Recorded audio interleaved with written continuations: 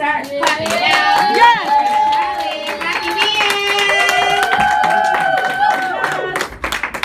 Hello, everybody. Hello. Thank you, Sandy. So it is not my first time doing stand-up, but I do it every 8 months because I want to suffer at the hands of a stand-up audience, and I realized I'm in the wrong place because this is so supportive. So thank you.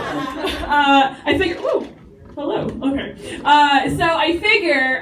So I'm very professional. I'm very business oriented. That's what I think about all the time.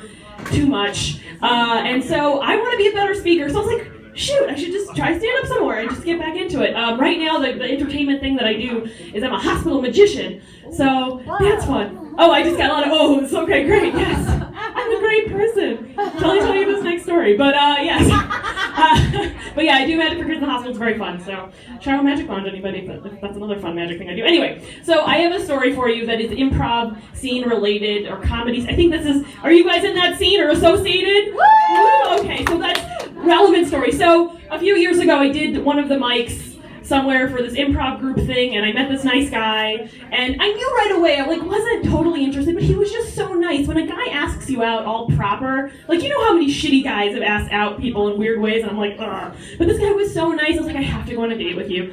Every date was wonderful. He paid for things, he planned fun dates, we went to the Chicago History Museum. It was all, he even got me a ticket to that, Second City had a big opening night for when they rebuilt after the fire or whatever it was. And I was like, oh my gosh, I get to go there. And there were supposedly famous people there. And I was like, I get to be there. This is so cool. I'm like, wow, this guy's great, but I don't think I can do this. I told him, I was I had this big improv show for 400 people. I had an improv show for 400 people. That's not a common thing. But it happened. And I was like, oh yeah, I'm doing this show. And I was like, all my friends and family are going to be there. So trying to suggest don't buy a ticket because I don't think we're there. It's too soon and I'm not really into you that way. And he buys a ticket right away. And I'm like, shh.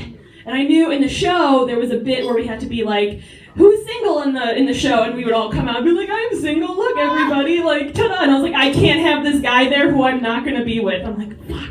So this is where I become a bad person. So I was like, I can't have him come to this show. I can't manage my family, my friends, everybody. I asked to pay $30 for this ticket to this shitty improv show at Park West. I can't have him there. This is going to be too intense. So I get up. I'm like, how do I break up with him nicely? So I break up with him. I get my phone out, and he's at work, and I'm like, hey, can we FaceTime right now? And I broke up with him on FaceTime. Well, he said he watched his own face. I'm an asshole. It was the worst thing I've done probably all year. And I ended it right there, and then I felt so bad. Where was I going with the story? So anyway, this guy was super connected, he's actually a good entertainer, and he's entertaining, he had a good show, and I was like, he bought a ticket to my show, he ended up coming. I was like, let me go support him, let me go, and this is story time, by the way. So, improv story, or stand-up story time. So, I went to his show at Second City, and I went to go see it.